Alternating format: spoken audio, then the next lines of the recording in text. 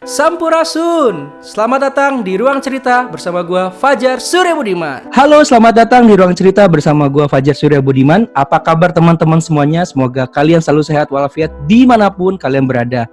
Buat teman-teman yang sudah harus bekerja, tetap jaga kesehatan dan tetap ikuti protokol kesehatan yang sudah ditetapkan oleh pemerintah. Dan buat teman-teman yang masih memiliki privilege kerja di rumah atau WFH, tetap jaga kesehatan, dan juga teman-teman yang lain juga tetap jaga kesehatan dan sampaikan salam saya buat keluarga kalian dimanapun Anda berada. Di episode kali ini spesial banget buat saya dan juga suatu kehormatan buat saya kedatangan kakak saya, panutan saya. Beliau banyak memberikan inspirasi buat kami, terutama juga di dunia entertainment ataupun nyanyi khususnya. Kemudian juga beliau banyak membantu kami pada saat kami mengawali karir untuk Papua. Beliau berapa kali membantu kami, dan beliau adalah seorang penyanyi yang, kalau mungkin teman-teman tahu, beliau pernah mengikuti ajang pencarian bakat Indonesian Idol. Waktu itu beliau menepati posisi kelima, dan kemudian juga beliau bagian dari Noge. Dan satu lagi yang mungkin pasti teman-teman tahu salah satu lagu beliau seperti ini. Aduh, mama lihat, sapu hati sudah tinggal di gunung-gunung, di lembah-lembah, di Papua. Sudah kedatangan dengan Ruang Cerita Fajar kakak Miki. Halo. Halo kakak. Selamat malam. Malam waktu Indonesia Barat dan Timur dan Tengah. Tuhan, selamat ketemu Lama sekali. Terima kasih sudah bisa diundang dalam Ruang Cerita Fajar. Yes.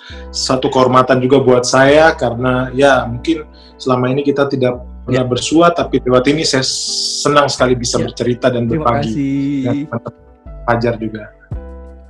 Jadi nanti teman-teman, sebelum kita mengulik lebih dalam kenapa sih seorang kakak Miki, atau yang lebih nama lengkapnya adalah Mikael Jakari Milena, putra Papua yang berkarir di Jakarta, yang beliau banyak menghasilkan baik itu musik ataupun beliau juga pernah menjadi bagian beberapa film. Dan kita pengen tahu dulu nih kak, ini kan kita di kala pandemi ini udah hampir 5 ke 6 bulan.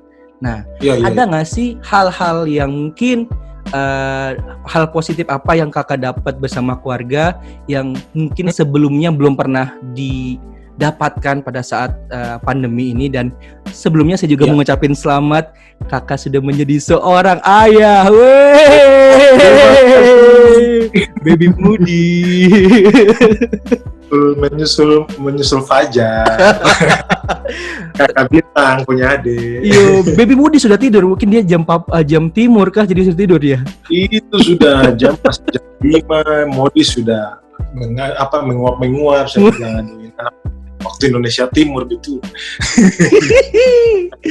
Oke kakak, boleh dong cerita dong, apa mungkin hal-hal positif apa sih selain mungkin lebih dekat dengan keluarga, atau hal-hal apa yang mungkin didapatkan di selama pandemi ini?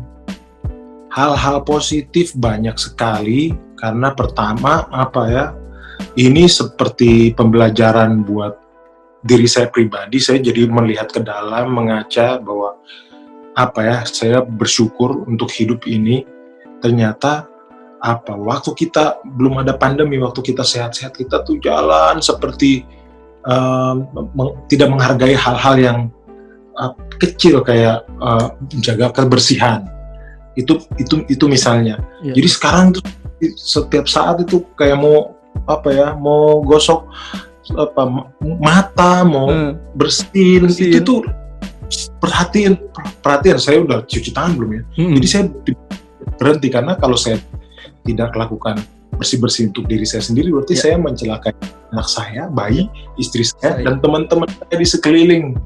Dan hal pertama yang paling saya positif, yang paling saya belajar itu bersyukur. Saya bersyukur untuk selama ini apa yang saya punya itu saya tidak menghargai itu. Jadi kayak dulu waktu nyanyi dapat berapa tuh saya pikir kurang. Sekarang pandemi, Iya.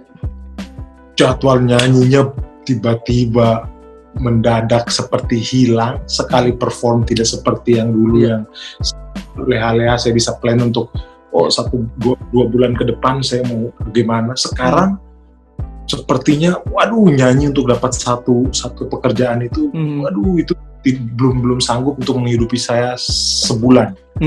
Saya keluarga ya. Jadi saya jadi belajar, waduh, apa yang saya buat? Pertama saya stres. Saya sampai kepikiran, sampai saya periksa ke dokter karena tekanan darah saya naik. Wow, darah tinggi, asam urat, kolesterol itu begitu saya periksa, oh gila, di atas apa harusnya yang optimal, harusnya yang normal, dia naik tinggi. Dan saya pikir, saya harus bisa handle ini, kalau enggak, saya enggak bisa bikin apa-apa. Betul. Terus sudah saya mulai belajar untuk, oke, ini masalah bukan saya sendiri, seluruh dunia, semua orang. Kita di dalam badai yang sama. Kita sama-sama menghadapi pandemi ini. Apa yang harus saya lakukan? Pertama, saya belajar bersyukur. Saya bersyukur untuk saya masih sehat. Walaupun saya periksa darah tinggi, hasilnya tidak bagus, tapi saya masih bisa pulang ke rumah, istri masih bisa masak makanan yang sehat. Saya mulai atur pola makan saya mulai bagaimana membagi waktu saya supaya saya bisa istirahat yang cukup, supaya saya bisa bagi waktu buat anak, buat istri, dan buat teman juga. Dan kalau misalnya ada pekerjaan dan beberapa hal yang positif, jadinya waktu istri work from home, sekarang dia sejak Juli dia work dari office ya, dia harus pergi kantor. Jadi kita bagi-bagi tugas. Dulu kan semau-maunya, nanti dulu deh, ini ditinggal dulu cuci, ditinggal dulu cuci apa dulu. Begitu pandemi, itu kamu tinggal satu pekerjaan, berarti itu kamu harus ngejar. Apalagi kamu punya keluarga, punya anak masih banyak, usia 5 bulan, 6 bulan, dia lahir Januari, pandemi Maret. Waduh, Maret, waktu itu ada orang tua 1 bulan, April mereka pulang ke Papua, jadi kita berdua sendiri sama bayi. Jadi wow, bayangkan kita harus fokus untuk ngurus bayi anak, tapi kita juga harus ngurus pekerjaan rumah, terus kerja, jadi kita nggak bisa nunda, jadi disiplin. Hal saya pelajari disiplin. Oke, hal ini saya nggak bisa tunda, hal ini yang saya bisa tunda, hal ini yang saya harus kerjakan duluan. Jadi itu sih hal-hal yang luar biasa. Saya dari positif banget yang mengajarkan saya di masa pandemi ini. Saya bisa ambil tuh 3 hal tadi tuh. Bagaimana saya bersyukur, saya disiplin. Ya seperti itu. Dan yang ada banyak. Gimana? Ada banyak hal positif. Cuma yang mungkin saya mau bagi tadi juga. Dan yang pasti Kak, sekarang tuh kalau dulu kita awal bilang, bro sehat ya bro, sekarang tuh sehatnya itu jadi doa banget Kak. Betul. Itu betul. Orang nanya dulu, kita kira basa-basi. Apa kabar? Lu jaga kesehatan. Kita pikir, itu nggak terlalu penting. Kecuali kalau belum bilang, yuk kita main bola. Main bola itu lebih happy. Wow. Sekarang kita lagi stres. Teman dekat kalau dia tanya, lu gimana kabar? Baik. Itu kalau teman dekat itu mau nggak mau langsung kita mau curhat kan? Betul. Sebenarnya sih itu pengennya langsung cerita. Kalau teman dekat kita langsung. Kalau benar. Aduh bro, saya kemarin begini, kemarin saya sakit gini. Lu kenapa nggak cerita? Gitu. Jadi benar. Fajar bilang, nanya kabar sehat ya. Itu suatu doa kita memberkati. Bahasanya kita semoga berkah, kita memberkahi orang lain, tapi kita juga otomatis istilahnya happy kita nggak bisa kasih apa-apa. Betul. Kita kasih berkat, kita kasih doa. Dan itu kembali ke kita seperti cermin ya. Kita begitu memberikan orang lain, kayak kita beri orang senyuman, itu kesehatan buat kita sendiri. Energi ya Kak. Bener. kita terima juga itu sendiri. Pasti orang lain juga dari dia juga bilang, iya gue doain lu sehat ya. Wah, itu kita dapatkan mungkin apa ya, yang sekarang yang lagi kita butuhkan dibanding mungkin kebutuhan yang lain seperti uang kan kita bisa cari, tapi kesehatan kan kita jawab. Betul. Jadi ketika kita bilang bro sehat ya, itu sebuah energi yang memang buat kita pribadi juga menjadi hal positif. Buat orang yang kita doakan pun menjadi energi atau berkat yang mungkin tidak bisa dibayar dengan uang apapun. Beda. Benar. Makanya kan kita juga selalu bilang di setiap langkah kita selalu mendoakan siapapun orang yang bertemu dengan kita kan, dengan kita memberikan senyum aja kan, kita nggak bisa memberikan uang nih, dengan senyum, dengan ucapan baik itu memberikan hal yang mungkin tidak mungkin sepele, tapi itu bermakna banget buat orang lain sih Kak. Aku juga merasakan banget. Benar. Wow, luar biasa banget. Ini baru omongan pertama loh, daging. Aduh, tapi for information teman-teman ruang pendengar cerita semua, aku ini kenal dengan Kakak Miki, mengenal dalam beliau itu pada saat 2016. Pada saat itu beliau pertama kali membantu kami tadi aku sempat mention di awal di Untuk Papua. Beliau waktu itu masih masih bersama teman-teman Swaswa. Betul. Mungkin kalau teman-teman lagunya tahu lagi Swaswa yang harumkan Indonesia dari sini. Papua dalam cinta. Waktu itu kakak, kemudian almarhum Kakak Tendi, Kak Boy, terus kemudian dibantu juga oleh Om Pai.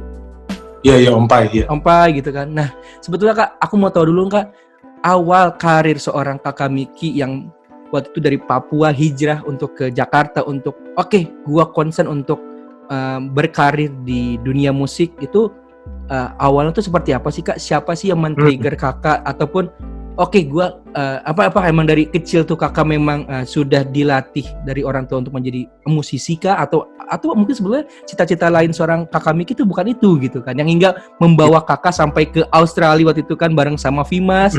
Waktu itu aku nonton banget tuh di Instagram story-nya Kakak atau Vimas.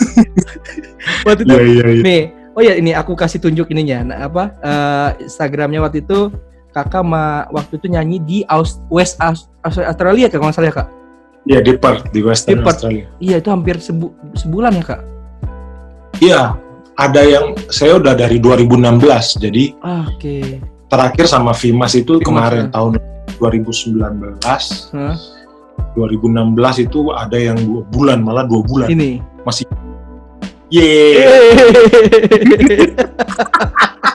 Tapi mohon maaf ya, kenapa kok ini pintu tol Karawaci?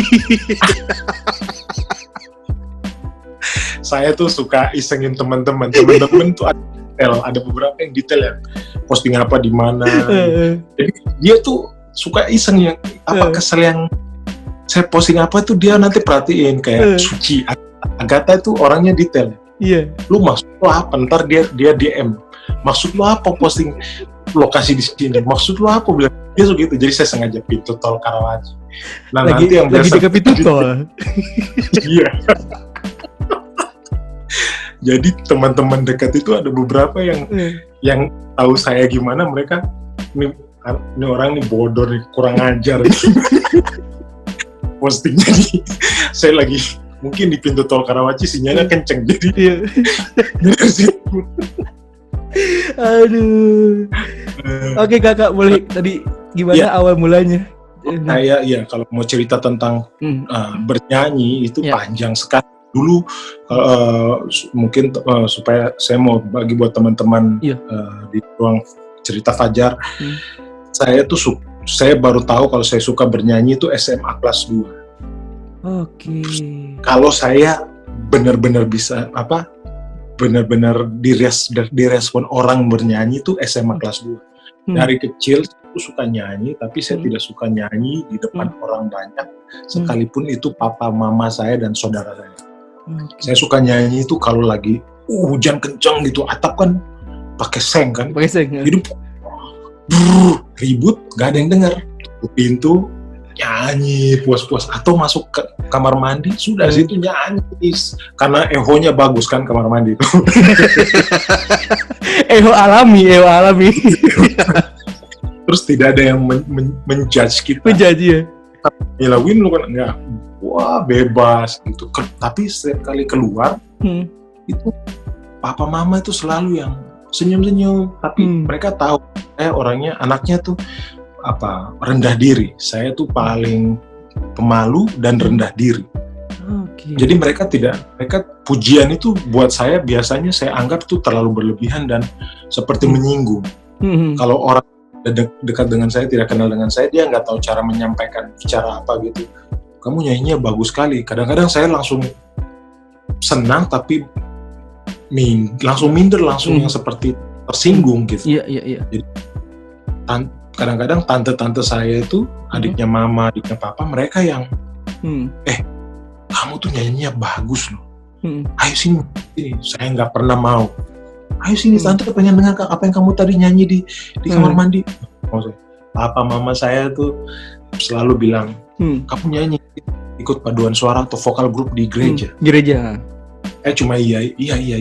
Mereka daftarin, saya nggak pernah mau ikut, tapi untuk mereka formalitas saja, mereka sudah tahu saya ikut, habis itu saya nggak pernah ini.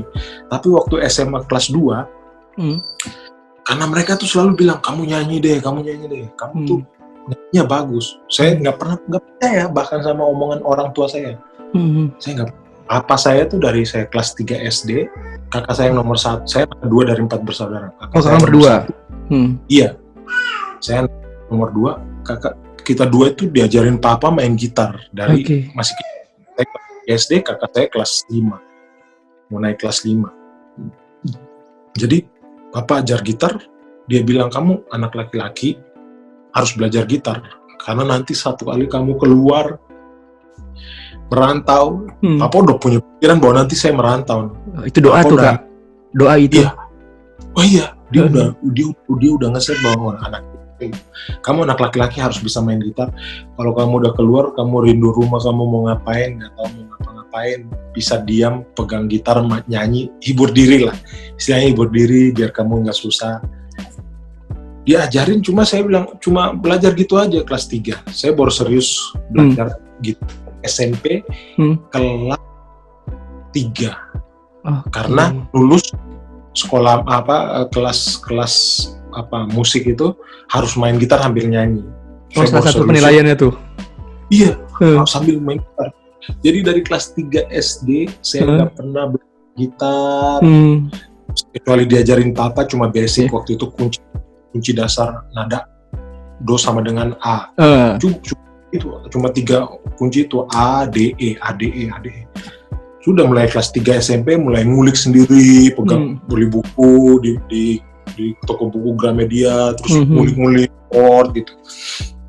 Nah, saya sampai SMA kelas 2 itu teman-teman ngajakin, ayo kita nyanyi di gereja. Ngapain? Udah nyanyi aja. Kita butuh tambahan penyanyi. Oh ya sudah. Tapi saya nggak mau bilang orang tua saya kalau saya nyanyi. Kan dari dulu mereka mereka itu selalu bilang, kamu nyanyi aja, kamu nyanyi. Mereka tahu saya nggak mungkin mau, tapi mereka tetap supportnya baik-baik. Udah kamu nyanyi, kamu kalau nyanyi itu kita senang dengarnya. Nah waktu teman-teman bilang, ayo kita kurang orang, nyanyi. Begitu nyanyi, saya tuh nggak tahu kenapa waktu nyanyi kita latihan gini. Teman-teman bilang, ganti, jangan kamu yang solo, Miki solo. Hah? Enggak, saya baru kan biasanya vokal grup gitu, solo, baru nyanyi bareng-bareng. Bener. Di ref, solo dulu, baru pecah suara. Iya. Saya nggak mau, kamu solo deh. Ya udah, nggak apa-apa deh, rame-rame kan. Udah, gitu nyanyi. Jadi bahan pembicaraan orang waktu itu di rumah saya di Dok 2 RSUD, kompleks RSUD Dok 2 Jayapura. Ada gereja lokal di situ. Jadi orang jadi bahas, ternyata anaknya Bapak Mesak gitu, Bapak Mesak bisa nyanyi ya. Jadi papa mama itu mereka tahu saya nyanyi, mereka nggak mau bahas, mereka diam. Dia tahu saya orangnya Pemalu. Minder, pemalu. Sampai saya nyanyi kedua, baru mereka bilang, tadi kamu nyanyi bagus, tapi biasanya tuh ada dinamikanya. Kalau nyanyi itu slow dulu, jangan langsung kencang-kencang. Saya cuma iya. Tapi saya mulai waktu mereka bilang begitu, saya ngerasa disupport. Diam-diam ternyata orang tua juga perhatian dan mereka mau. Di samping itu, saya punya dua yang saya rasa benar-benar saya banget tuh dua, sepak bola sama nyanyi. Udah singkat cerita nyanyi di itu SMA kelas 2. Saya pikir saya tetap lulus SMA, saya bakal di Jayapura. Papa mama semua orang, tante, keluarga semua mereka udah bilang kita harus bagaimana caranya, bukan punya cara berpikir bahwa dia harus keluar dari Papua. Rencananya saya dikuliahkan ke Surabaya. Jadi saya udah mulai main bola, main bolanya juga serius, ikut divisi 1 Persipura. Waktu itu, iya, namanya kiper. Karena main waktu itu sayap kanan cadangan ke-6. Jadi semuanya jago-jago. Ya sudahlah, pilih yang paling belakang dia aja. Nggak ada yang mau kiper, semuanya mau nyerang nyetak gol. Gawang gitu. Udah, saya bilang saya kiper. Berbekal nonton Liga Italia kan, idolanya, idol.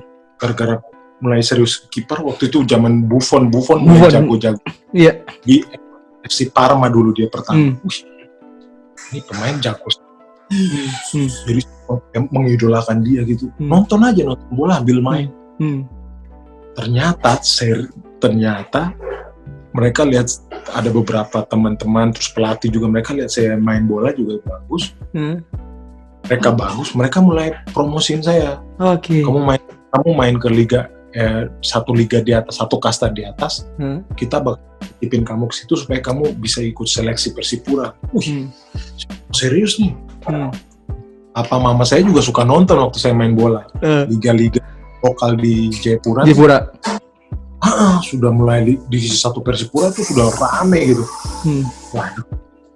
Saya udah pikir cita-cita saya ini saya mau jadi pemain Persipura. Tapi di sisi lain, setiap waktu hari Minggu atau di sekolah mana teman-teman ngajak nyanyi, saya nyanyi. Dan saya pikir, wah ini nyanyi juga saya banget. Main bola dan nyanyi tidak saya banget. Saya udah mulai serius, mereka mulai oke, nanti kita bakal seleksi dari tingkat ini, beberapa nama dipanggil gitu untuk diseleksi. Kita bakal mau ngajuin beberapa nama, salah satunya Miki. Masih itu dua kasta di bawah Liga 1 lah. Biasa dulu divisi 1, divisi utama, baru Liga, ya. Saya di divisi 1, mereka mau ke divisi utama.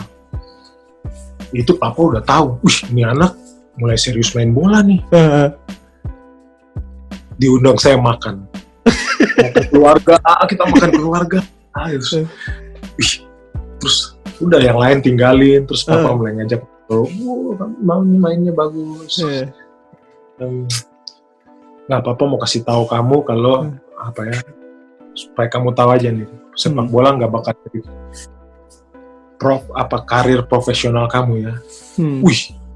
Saya kaget kok dia ngomong gitu. Sepak bola itu hobi aja.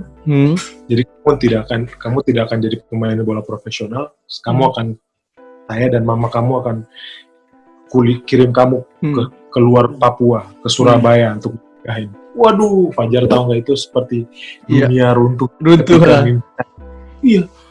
Mimpi saya ketutup. Waduh, mana nih saya punya impian, saya tahu mereka support saya juga di bola, tapi kenapa yang dibilang nggak di situ? Akhirnya dikuliahin, lulus SMA. Waktu itu sekolah menengah analis kesehatan Jayapura. Itu ada D3-nya di Surabaya. Nah, makanya saya ke Surabaya. Waktu Papa kirim saya ke Surabaya, di situ saya pikir saya nggak boleh berhenti di sini, sekalipun ini bukan yang saya impiin. Tapi saya cari sesuatu yang bikin saya ngerasa nyaman. Saya bisa terus ngerasa bahwa saya tidak asal hidup aja gitu, maksudnya di Surabaya tanpa ada tujuan. Jadi saya bergabung dengan teman-teman di gereja juga di GKI Residen Sudirman Surabaya. Nah, itu karena waktu saya datang dengan teman-teman waktu pertama kali datang ke Surabaya, mereka ngajak ibadah, terus saya lihat paduan para pemuda di Surabaya tuh kan? Di Surabaya, saya lihat para pemuda, saya langsung dalam hati, wah ternyata saya masih bisa terus, mimpi saya masih bisa hidup, saya masih bisa nyanyi di sini. Dan betul, akhirnya saya diundang gabung waktu itu karena ada paduan suara untuk Hari Raya Natal. Undangan datang, salah satunya saya juga diundang karena baru bergabung, sudah saya ikut dan hampir setiap hari Fajar tahu nggak? Karena saya homesick, pikir orang tua, pikir keluarga. Hari saya masuk gereja, padahal nggak ada apa-apa. Hari latihan vokal grup itu hari Sabtu. Di latihan paduan suara itu hari Kamis, tapi setiap hari saya pergi main, latihan, ikut teman-teman nyanyi, latihan. Nah dari situ tuh, waktu audisi Indonesian Idol tiba-tiba tuh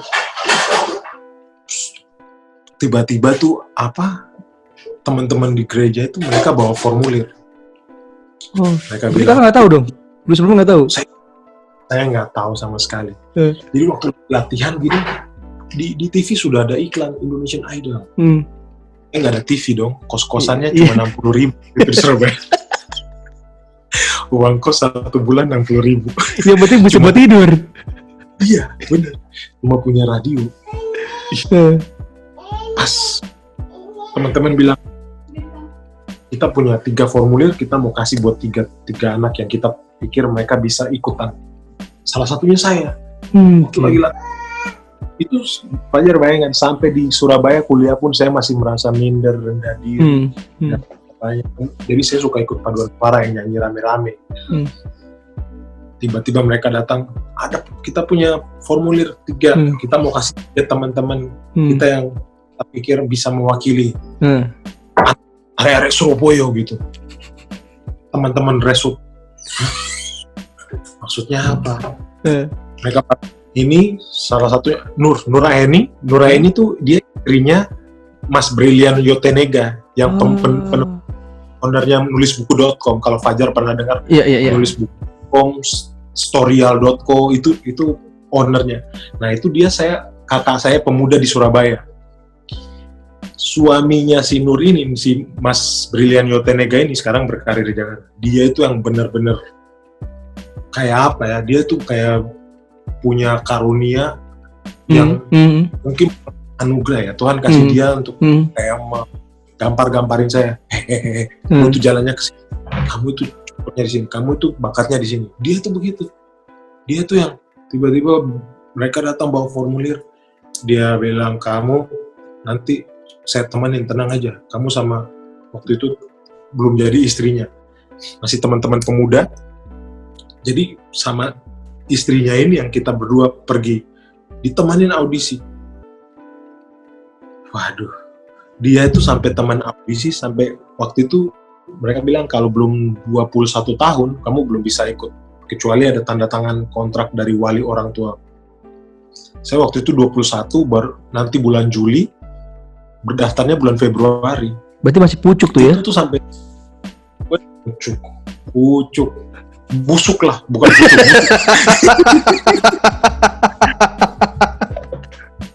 Iya, benar. Jadi dia orangnya sangat positif, sangat bersemangat, dia drummer di kita punya gereja, dia drummer, saya biasa singer. Orangnya kalau bicara itu sesuatu yang langsung, Kak, kamu itu begini. Ya to the point lah gitu ya. Seperti dia punya, orangnya visioner, bisa lihat masa depan. Jadi dia waktu itu temenin kita bertiga, saya dengan waktu itu jadi pacarnya dia, pergi audisi. Saya udah antri Fajar 8 jam, saya udah ngantri. Saya ikut karena mau menyenangkan teman-teman yang sudah paksa saya untuk ikut. 8 jam dari gelap-gelap, jam-jam jam 5 pagi di Surabaya, sampai udah meja pendaftaran, belum nyanyi. Mereka formulir, tanya, kamu orang tuanya, papa mama kamu? Aduh, papa mama saya nggak ada di sini, ada di Papua. Waduh, kakak kuliah di Bandung. Kamu di sini ngekos. Ya udah pulang dulu. Minta tanda tangan ibu kos kamu atau bapak kos kamu. Wah, dari di situ saya langsung drop. Ini teman-teman udah ide gila, suruh saya ikut audisi yang saya nggak pernah punya mimpi bakal ikut kompetisi sebesar ini. Kompetisi pertama saya Indonesia itu. Baru udah hampir 8 jam belum nyanyi, baru daftar sudah ditolak. Saya bilang ini bukan saya banget. Saya baru sadar di Mas Ega ini, Brilian Yoten Ega ini, dia nganterin Nuraini sini. Wah, kenapa nggak Ega yang jadi chefnya Wali? Saya udah drop waktu itu. Saya SMS Mas Ega bawa KTP kah? Oh iya, saya bawa. Mas Ega bisa nggak jadi wali untuk tanda tangan formulir. Kenapa? Saya disuruh pulang karena saya belum 21 tahun, belum bisa tanda tangan kontrak sendiri.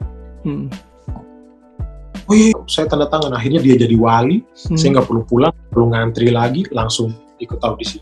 Dan 2 teman saya itu nggak lolos. Akhirnya saya sendiri lolos. Nah, dari situ saya baru audisi pertama. Begitu audisi pertama, sebelum ketemu juri utamanya tuh, itu saya baru pikir kalau ini main-main. Sama ini kan saya pikir ini teman-teman ide gila yang maksain saya. Ternyata begitu saya lolos, baru saya pikir, wah, Tuhan, saya dapat komunitas yang baik, yang nunjukin arahnya. Sini, kamu tetap di sini, kita support kamu, kita ada untuk kamu, lalu akan belain kamu, kita akan, kamu perlu apa, kita ada. Bayangin, itu teman-teman di yang setelah sekian lama, mulai dari saya kecil, sampai mulai papa udah ngajarin main gitar, sampai saya SMA, ternyata disuruh pindah ke luar Papua, daerah zonanya saya, malah di Surabaya, dapat kesempatan. Itu kebuka di Surabaya. Dan saya baru, yang saya mau bagi buat teman-teman, kesempatan itu akan selalu ada, tapi kamu nggak bisa bakal jadi apa-apa kalau nggak kamu sendiri yang hari itu. Kalau sekalipun teman-temanku udah dukung, tapi kalau saya bilang enggak, saya nggak bisa, pasti saya nggak jadi seperti sekarang, nggak bisa berbicara dengan Fajar seperti saat ini.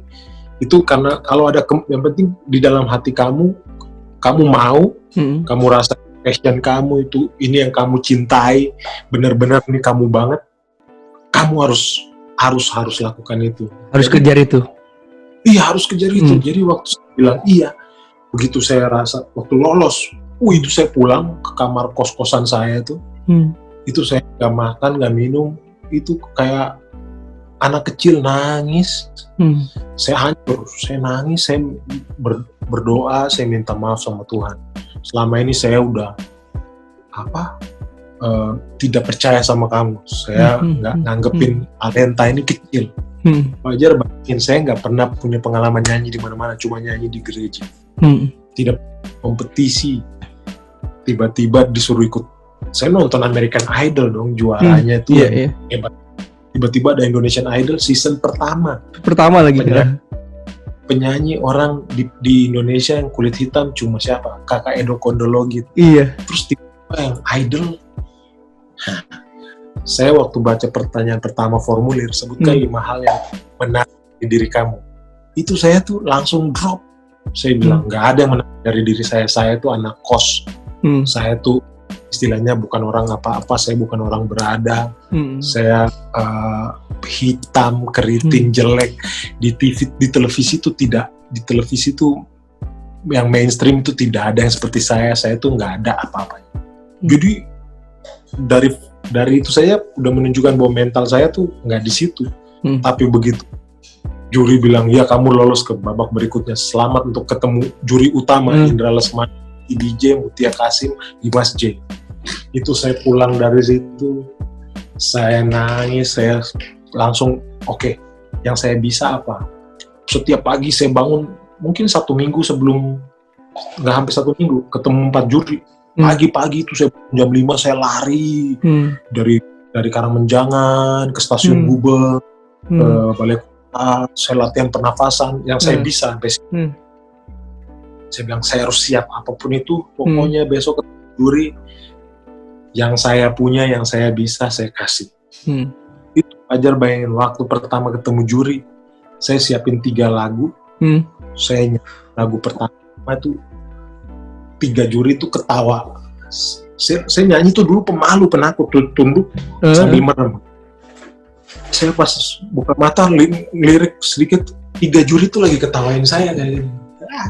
Tapi Mas Indra Lesmana itu yang tetap dia liatin. Lagu apa tuh Kak pertama kali Kak? Lagu pertama tuh saya nyanyi lagunya lagunya Kahitna, seandainya seandainya aku tuh bisa terbang ku gapai engkau kekasih. Itu saya melek itu lagi tertawain. Ini yang menyanyi kayak begini, kayak gitu. Karena saya tutup mata. Lagu kedua saya nyanyi lagunya Edo Kondologit. Dia punya single masih awal-awal deh. Itu 50-50. Indra Lesmana sama Titi DJ udah mulai senyum. Yalah. Tapi dua ini Mutia Kasim, Dimas J masih tolak. Tidak.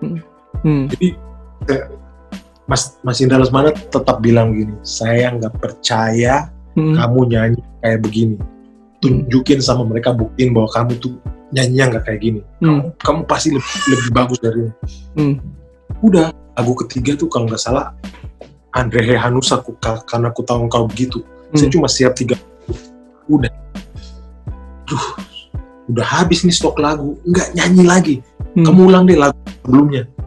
Terus kayak dapat ilham gitu. Dibilang nyanyi You Raise Me Up, kan kamu selalu nyanyi You Raise Me Up kalau di acara teman-teman minta kamu nyanyi di wedding, di mana nyanyi itu aja. Itu lagunya memberi untuk saya pribadi, saya suka lagu itu. Oke, saya coba nyanyi lagu You Raise Me Up. Waktu saya nyanyi pertama bait, pas mulai masuk ref, saya melek, saya lihat gini, wah juri-juri yang tadi ketawain udah senyum, udah senang gitu. Wah, ini baru begitu saya selesai nyanyi, langsung mereka bilang, kenapa lu nggak nyanyi gini dari tadi? Langsung mereka, iya, saya masih yang nggak percaya kan. Tiba-tiba mereka langsung sudah tawarin gold ticket. Ini buat kamu nih.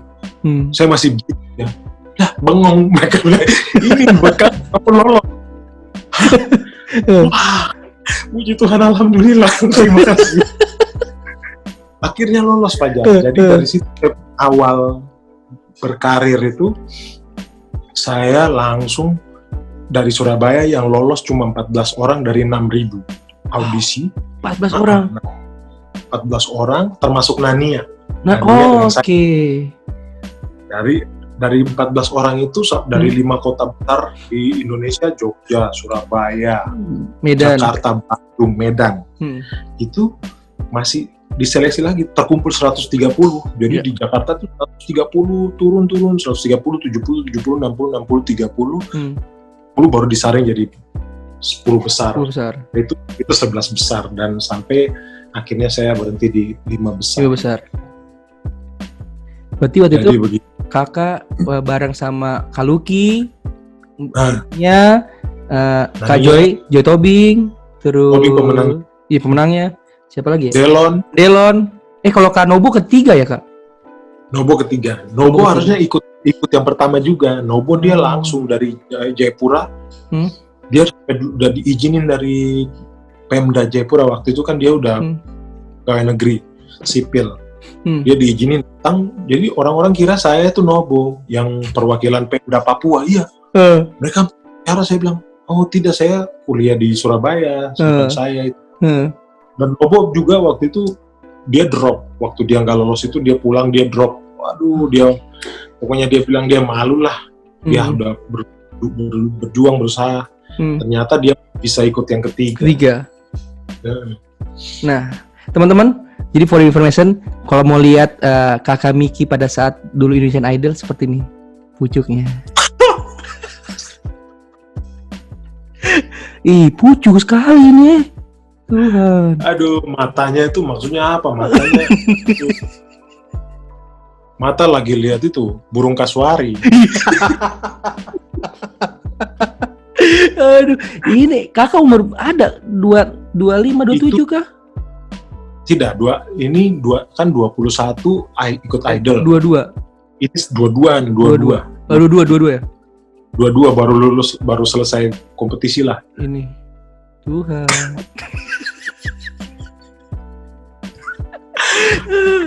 Aduh, ampun. Berapa? Nah, ini waktu beliau ikutan yang waktu itu lagu rame-rame Ya. tuh. Ini Pas saya, 21. ya betul, 21. Siapa Ini saya- aja Pak Dede. Rame-rame gitu. Betul, saya waktu itu grogi di sini karena saya senang sekali karena selama kompetisi akhirnya orang tua saya datang. Sebenarnya saya shock karena saya nggak, yang ada di pikiran saya takut hari itu mereka datang, malah saya nggak lolos. Jadi saya takut mengecewakan dia, malah itu yang jadi. Jadi padahal sudah ada pelajaran sama psikolog waktu selama kita kompetisi itu, apa yang kamu pikirin itu yang bakal jadi, apalagi di kompetisi yang lagi waduh padat jadwalnya, kamu fitting baju, kamu latihan, kamu ketemu wartawan, kamu harus syuting ini, persiapan syuting itu, persiapan untuk perform. Jadi yang harus dipikiran itu selalu positif. Saya bisa, saya adalah bintang. Kita latihan pertama kali itu diajarin tuh pegang mic, waktu mulai musik countdown 30 detik, kamu dalam hati sudah bilang, saya adalah bintang, saya adalah superstar, saya bisa bernyanyi dengan bagus. Kamu harus bilang itu. Nah waktu itu di pikiran saya cuma bilang, saya pulang. Kayaknya hari ini saya pulang. Aduh, kenapa orang tua saya? Saya nggak mau mereka nonton, malah saya mengecewakan. Itu yang jadi. Hari itu saking grogi, saking senangnya. Iya. Sudah. Oh ini pas hari itu kakak pulang ya itu ya? Iya, itu pas hari itu. Pas lagu rame-rame. Sebenarnya saya siapnya lagunya Bang Marcel yang di sudut hariku. Oh iya. Apa judul itu kak? Lupa lu. Ya, engkau datang, bui cinta datang tiba-tiba. Ya, Ketika kau menyapa. Jadi waktu itu ternyata mereka bilang, aduh, lagumu nggak masuk tema, ganti dalam berapa hari. Terus tiba-tiba disuruh nyanyi lagu ini, padahal lagunya lagu timur, cuma karena saya siapannya sudah yang lain, tambah campur aduk lah. Tambah waktu itu ada orang tua, tambah kompetisi makin ketat. Wah, luar biasa banget perjuangan kakak ya. Berarti kalau ya itu kembali tadi kakak bilang kalau apa yang kita mampu dan kita harus kerjakan dengan maksimal gitu. Jangan ragu. Pasti aku percaya sih kak, Tuhan akan selalu membantu kita dengan caranya. Ketika kita bilang oke, gue bisa melangkah dengan hal itu, yaudah kita langkah aja. Pasti gitu ya kak ya. Pasti mau. Asal mau. Dengan keyakinan mau, pasti Tuhan ngasih jalan. Meskipun kalau misalkan dan ternyata ajar dulu. Meskipun misalkan ternyata kita maunya A, ternyata harus ke B, ya itu jalan terbaik buat kita gitu kan. Itu cara Tuhan ngasih kita buat kita kita kasih gitu kan. Seperti itu sih ya. Dan ternyata waktu saya bilang saya mau, ternyata memang dia sudah siapin banyak pintu di depan seperti begitu saya idol. Sekalipun saya selesai di 5 besar bukan juara, langsung 2004, 2005 langsung persiapan film untuk Denias. Oh iya, Denias Senandung di Atas Awan. Iya, langsung ditawarin sama Alenia main film. Habis Denias sudah ada beberapa tawaran sampai 2012 hat-trick 12 sama baru 2012. Di Timur Matahari. Hafal kan aku. Hafal banget. 2012 itu juga kalau nggak salah Soa-Soa. Waduh, saya nggak pernah kepikiran bakal kerjasama sama Bang Pai. Burman, slang formasi pertama. Waduh, waktu teman-teman bilang gila, kamu dengerin lagu nih Papua Dalam Cinta. wah apa sih, sudah kamu dengerin dulu, kamu pasti suka. Yang buat ini bukan orang sembarangan, mereka nggak bilang kalau Bang Pai bikin musik, yang bikin lirik Dewik, sama Om Boy Swaswa yang tulis rapnya. Ya Om Boy. Tiba-tiba mereka dengerin, gila, lagu kayak gini. Datang ke studio lihat, wih seorang Pai Burman. Waduh saya gila, idola. Gak pernah tahu kalau ternyata pintu yang sudah disediakan tuh seperti itu. Kalau waktu itu saya bilang saya nggak mau, berarti nggak bisa, mungkin nggak bisa sampai sekarang gini Kak. Nggak bisa. Dan waktu itu di film Danies juga Kakak sebagai ayahnya dari Danies kan waktu itu ya, di 2006 itu. Iya. Terus kemudian si Danies Fakdawer waktu itu ya. Itu pun belum pernah punya pengalaman main film. Tiba-tiba ditawarin, langsung dibilang tidak ada calon lain, kamu calon tunggal. Saya sampai bilang, saya nggak bisa acting, kalau disuruh nyanyi nggak apa-apa. Nggak, karena waktu itu public figure, waktu itu pas Indonesian Idol pertama, anak-anak Papua itu terinspirasi. Selama itu kan mereka belum punya, maksudnya public figure yang anak muda. Waktu itu belum ada. Waktu itu kan kakak Edo generasinya.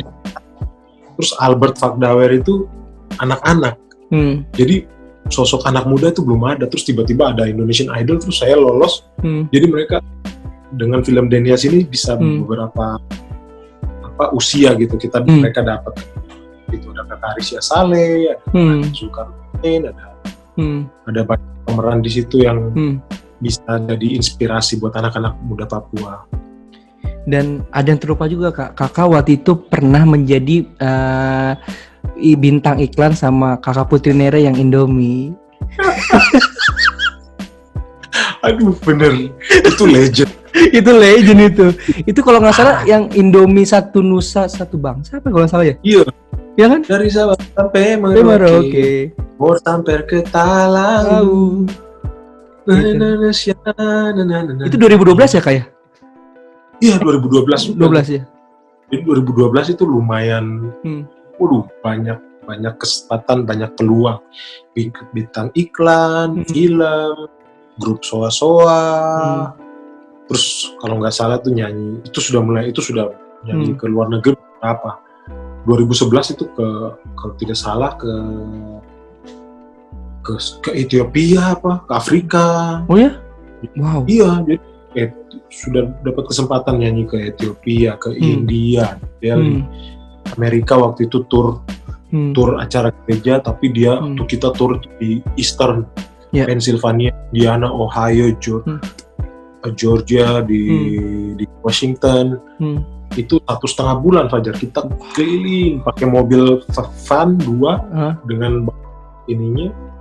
Jadi satu kita orang Indonesia ada 4, orang siapa Amerika. itu Kakak?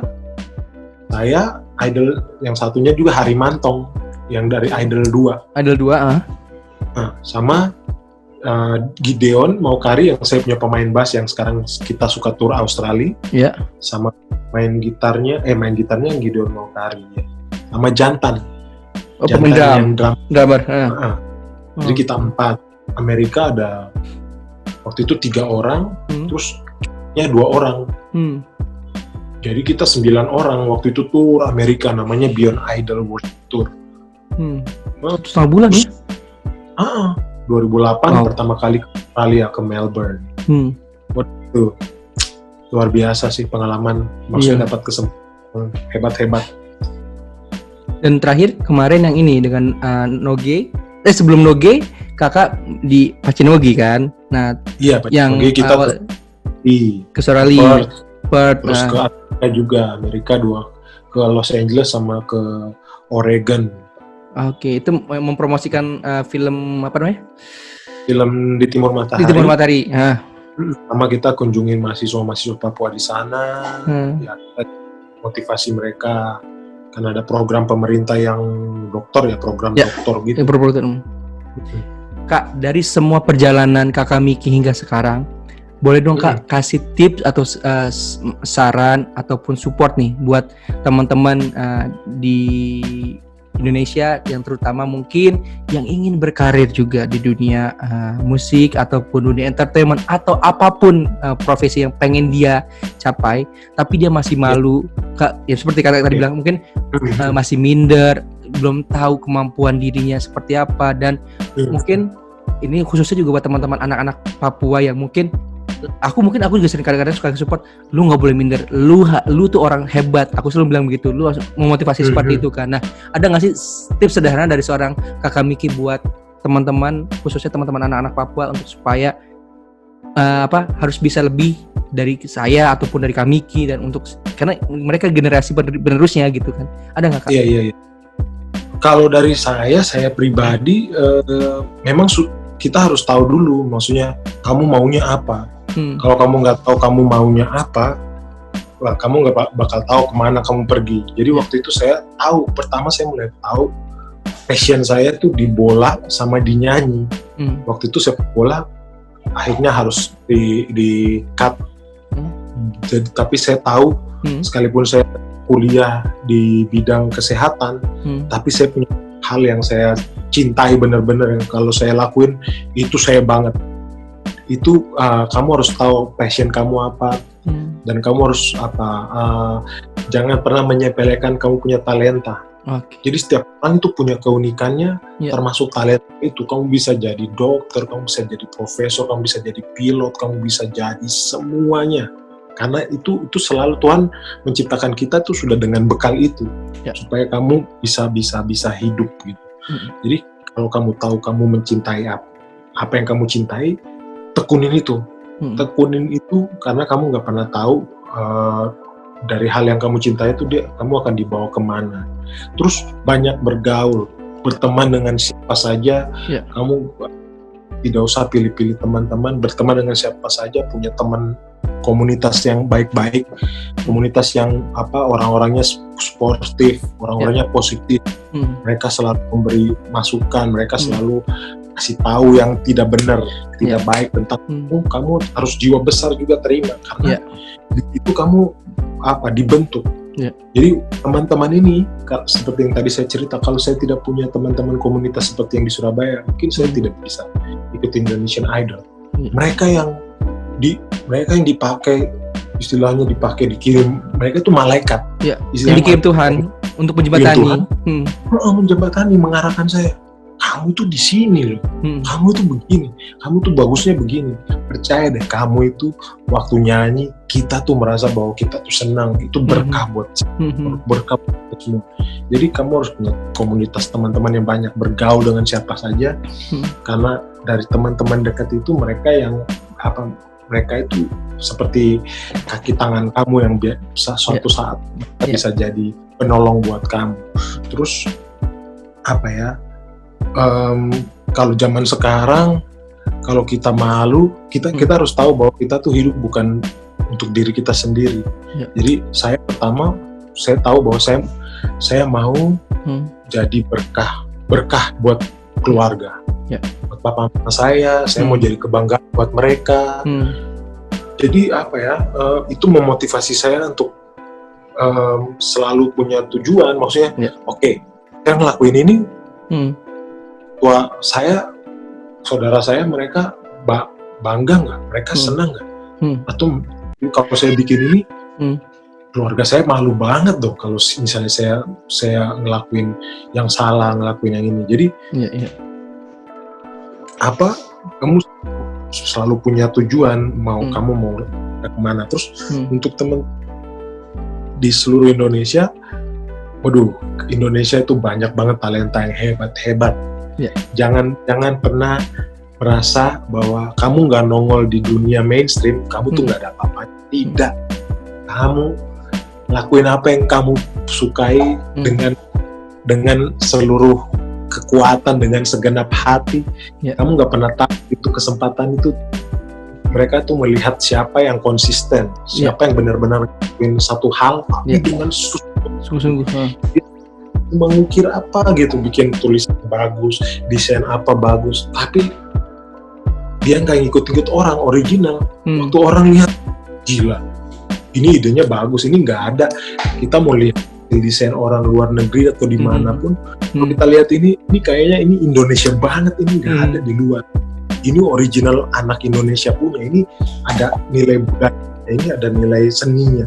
Jadi kamu jangan pernah minder kalau kamu nggak sama dengan yang lain, karena kamu tuh original. Maksudnya kamu punya kepribadian, kamu punya karya itu tuh memang kalaupun beda tidak apa-apa, bukan beda bukan berarti kamu tuh nggak baik. Nah, jadi maksudnya tetap setia dengan apa yang kamu sukai, kamu tetap positif ngelakuin itu. Saya dulu waktu di kos-kosan di Surabaya, saya bilang saya selalu ke gereja karena saya mau pergi nyanyi dengan teman-teman karena homesick. Tapi di situ juga saya latihan, maksudnya secara nggak sadar ke gereja saya latihan, terus di kos-kos atau ngapa-ngapain menyanyi. Itu ternyata jadi apa yang kamu sukai, apa yang kamu cintai, kamu lakuin itu terus. Terus otomatis konsisten ya, konsisten tadi kakak bilang ya. Konsisten dengan apa yang kamu punya, apapun itu. Jadi waktu kesempatan datang, nanti tiba-tiba mereka tanya, cuma ini yang kamu bisa? Oh enggak. Ternyata saya nggak pernah tahu kalau saya bisa acting. Padahal itu karena suka ikut drama di gereja, waktu raya Natal, Paskah. Saya nggak pernah tahu. Tapi saya suka ngelakuin itu. Jadi begitu tawaran datang, pas saya ikut casting, saya ngerasa nggak. Tapi sutradara bilang, enggak, kamu bisa. Tiba-tiba dapat tawaran iklan, terus itu karena apa? Kamu nggak pernah tahu kalau apa yang kamu sukai, kamu latih ulang terus. Ternyata itu jadi potensi kita. Potensi yang sebenarnya itu keahlian kamu. Betul. Jangan pernah ngerasa bahwa kamu tuh nggak bisa melakukan apa-apa. Kamu pasti bisa karena itu sudah dikasih sejak kamu dilahirkan. Jadi temukan apapun itu membuat kamu benar-benar nggak bisa tidur deh.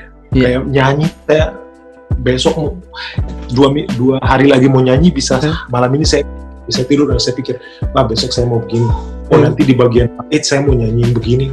Di refnya saya itu tuh hal yang benar-benar kalau dia sampai bikin kamu nggak bisa tidur, berarti itu benar-benar sesuatu yang kamu banget gitu.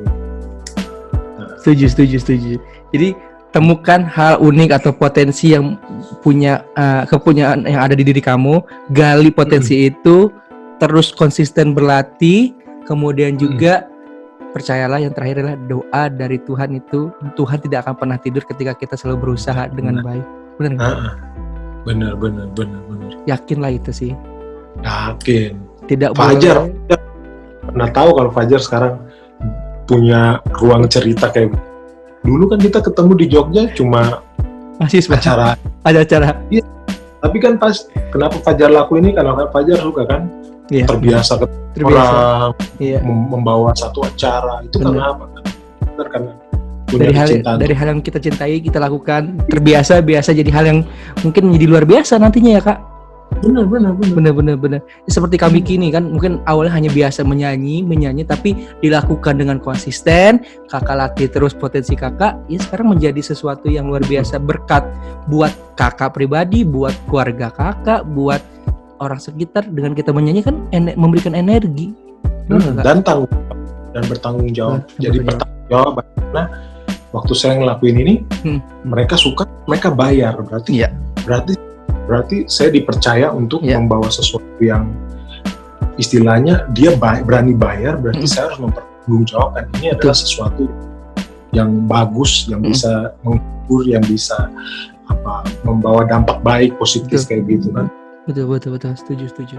Jadi teman-teman tetap gali potensi kalian, jangan pernah minder, percayalah Tuhan akan selalu berada di samping kalian setiap saat. Percayalah. Kalau enggak dia pasti kirim malaikatnya. Kamu ingat-ingat deh, siapa orang yang selalu kayak lalat, kayak nyamuknya muter-muter di telinga. Ini ngapain sih ngeganggu? Dia bakal seperti ngeganggu, tapi itu dia kasih tahu kamu tuh begini, kamu tuh begini. Itu ingatan buat kamu tetap jalan ke jalur kamu yang sudah digariskan seharusnya. Betul. Setuju. Oke, Kakak Miki, pertanyaan terakhir sebelum kita tutup di ruang cerita. Kakak, bolehkah kasih dukungan buat teman-teman garda terdepan yang hingga saat ini belum bisa pulang, yang masih berjuang di garis terdepan menjadi ujung tombak untuk membantu dan melawan COVID-19, dan juga mungkin ada nggak sih sedikit saran dari Kakak Miki untuk teman-teman yang masih kurang aware terhadap kita kan saya yakin Kakak Miki, saya semua kena dampak, semua bosan pasti. Tapi kalau nggak kita lakukan ini bersama-sama, pandemi tidak akan selesai gitu. Jadi ada nggak sedikit saran dan dukungan buat teman-teman garda terdepan yang hingga saat ini masih berjuang di masa kita, Kak? Kalau saya buat garda terdepan yang masih berjuang nih, saya kagum, saya hormat, karena saya basicnya sekolah kesehatan di laboratorium, dan orang lab itu yang pertama kali berpapasan dengan bahan, dengan pasien, dengan bahan substansi yang mereka periksa dari dahak, dari darah, dari feses, dari urin, itu resikonya sangat besar. Jadi saya sangat hormat untuk pengorbanannya, untuk pengabdiannya, untuk apa yang dia kasih buat bangsa ini, buat orang-orang yang mungkin dia nggak kenal sama sekali, tapi dia mau bekerja dengan tulus, dengan ikhlas, dengan bertanggung jawab. Kakak saya dokter juga, kadang-kadang nggak punya waktu untuk keluarga karena dia harus operasi, prosedur kesehatan. Waduh, jadi saya mendoakan tetap sehat, tetap produktif, tetap punya waktu untuk keluarga, tetap diberikan anugerah kehidupan supaya masih bisa bertemu dengan keluarga, sakit penyakit itu dihalau oleh Yang Maha Kuasa supaya tetap bekerja untuk menangani keluarga dan punya waktu juga untuk keluarga. Untuk yang teman-teman yang belum aware, yang tadi saya bilang, hidup ini bukan tentang kita sendiri. Ya mungkin kamu pikir nggak ada salahnya kok, maksudnya pakai masker, karena memang situasinya lagi begini, jaga jarak. Kalau kamu nggak tahu, kamu nggak mungkin bisa cintai orang lain kalau kamu nggak cintai diri kamu sendiri. Mencintai diri kamu itu yaitu dengan itu, menjaga supaya tidak terkontaminasi, tidak terpapar. Kalau kamu bisa menjaga diri kamu, berarti kamu menjaga orang lain juga. Jadi maksudnya kita sama-sama jaga kehidupan ini, supaya kalau Tuhan izinkan semua bisa berjalan dengan baik, dengan normal, secepat mungkin. Karena menurut saya itu hal kepercayaan. Kalau kita nggak bisa menyelesaikan kepercayaan hal kecil saja, hal kecil kayak nggak bisa bertanggung jawab ngepel bersih rumah, kamu nggak mungkin dikasih kepercayaan untuk punya rumah. Karena rumahmu sendiri kamu nggak bisa bersihin, kamu nggak bisa menjaga maintain-nya, kamu bisa memelihara rumah yang lebih besar. Mungkin itu. Kak, terakhir boleh nggak Kak kasih sedikit nyanyian buat teman-teman garda terdepan dari seorang Kakak Miki untuk kawan-kawan yang dengar ruang cerita, terutama dokter, relawan, suster yang sampai saat ini di seluruh Indonesia atau di negeri ini yang lagi dengar, spesial dari Kakak Miki, apapun lagunya spesial buat kalian dari Kakak Miki. Silakan Kak. Oke. Belum kepikiran lagunya. Mungkin Papua Dalam Cinta boleh, atau Sutinggal Papua juga boleh, bebas. Atau I Believe I Can Fly boleh. Cielah. Sadar. Itu Kakak Miki banget nih. Itu dalam kali. Atau yang itu Kak, You Raise Me Up juga boleh. Oh iya, You Raise Me Up ya. Iya. when I am down and know my soul so weary. When troubles come and my heart burden be, then I am still and wait here in the silent until you come and sit a while with me. You raise me up so I can stand on mountain. You raise me up to more than I can be. I am strong when I am on your shoulders to raise me up to more than I can be. Saya salah liriknya tadi, tapi doa yang terbaik untuk kalian semuanya. Kakak Miki. Terima kasih banyak Kakak Miki. Iya.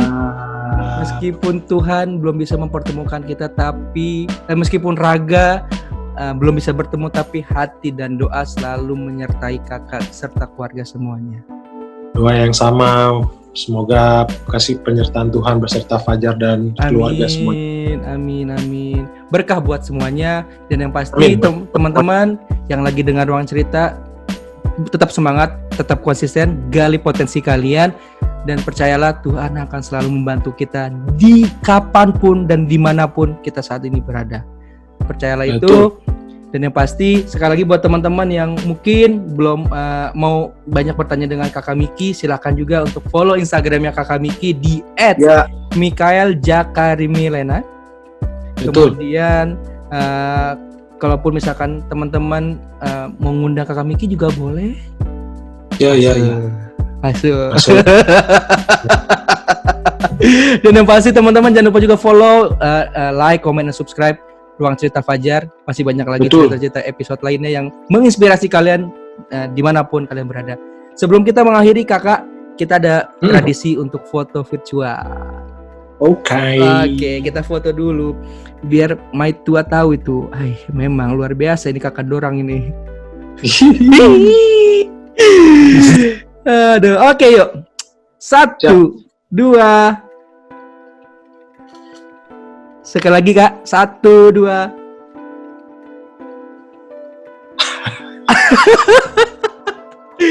Kakak Miki, terima kasih banyak.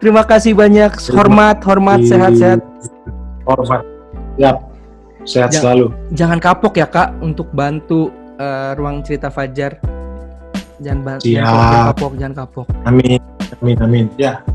Sekali lagi terima kasih banyak untuk Kakak Mikaeljakarimielena atau Kakak Miki untuk waktunya. Semoga sehat selalu. Semoga kakak selalu di dalam lindungan Tuhan Yang Maha Kuasa untuk semuanya. Dan yang pasti jangan lupa like, comment, dan subscribe YouTube-nya channel Ruang Cerita Fajar. Dan sampai ketemu di lain kesempatan bersama narasumber lainnya hanya di Ruang Cerita Fajar. Selamat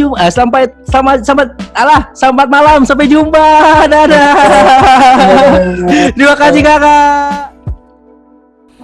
Hai, jangan lupa ya untuk like, comment, and subscribe channel YouTube Akang ya. Hatur nuhun.